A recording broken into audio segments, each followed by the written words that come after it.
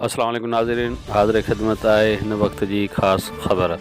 Pakistan peoples party हारी committee Sindh जो सदर ज़िले लाड़काने जे मुख़्तलिफ़ तालुक़नि मां नवां चूंडियल उहिदेदारनि सां गॾु गढ़ी खुदाबख़्श भुट्टो पहुची शहीद ज़ुल्फ़िकार अली भुट्टो,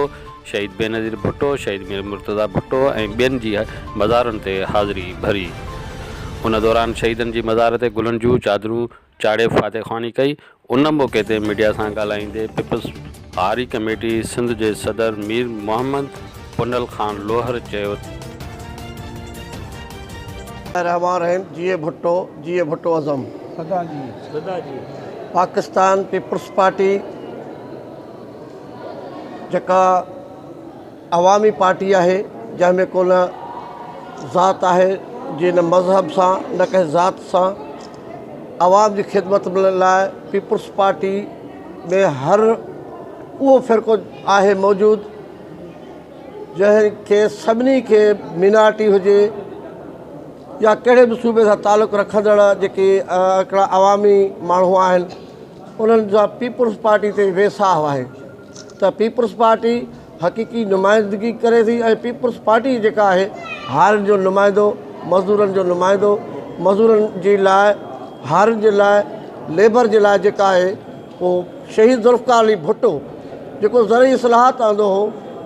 उन पंहिंजे घर खां सखावत शुरू कई ऐं पंहिंजी ज़मीन जेका हुई ज़ाती 95,000 एकड़ ज़मीन हारियुनि में विराहे ॾिनी जेका उहे हारी पंहिंजे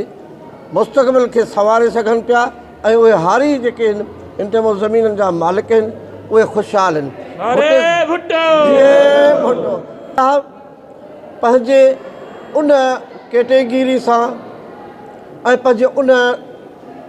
दौर जे वक़्त खां बग़ावत करे हारियुनि जे ऐं मज़दूरनि जे हक़ लाइ जिदोजहद जो ऐलान कयो। उहो अॼु ताईं उहो भुट्टो अज़म ज़िंदा आहे ऐं भुट्टो अज़म सां जेके वफ़ादार रहिया आहिनि उहे आहिनि जेके भुट्टे अज़म खां फ़िरार आहिनि उन्हनि जो को नालो निशान हिन वक़्त ताईं कोन आहे। भुट्टो अज़म अॼु इन करे ज़िंदा आहे त भुट्टो अवामी नुमाइंदो हुयो, भुट्टो अवाम मां हुयो, भुट्टो असां मां हुयो, भुट्टो तव्हां मां हुयो। पीपल्स पार्टी अदालत जो एहतराम कयो, पीपल्स पार्टी अवामी हक़नि जो एहतराम कयो। पीपल्स पार्टी में उहे उमेदूं सां असांजो जेको बिलावल साहब में आहिनि अलाह कंदो वज़ीर आज़म थींदो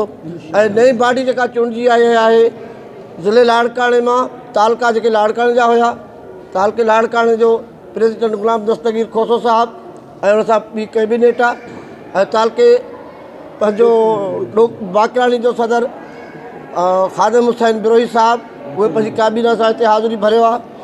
ऐं तालके रते देरे जो सदर ख़ादिम हुसैन बिरोही उहो पंहिंजी कैबिनेट सां जेका आहे शहीद ते हाज़िरी भरियो अथऊं। इंशाअल्लाह भुट्टो अज़म ज़िंदा रहंदो ऐं भुट्टे अज़म सां गॾु आहियूं।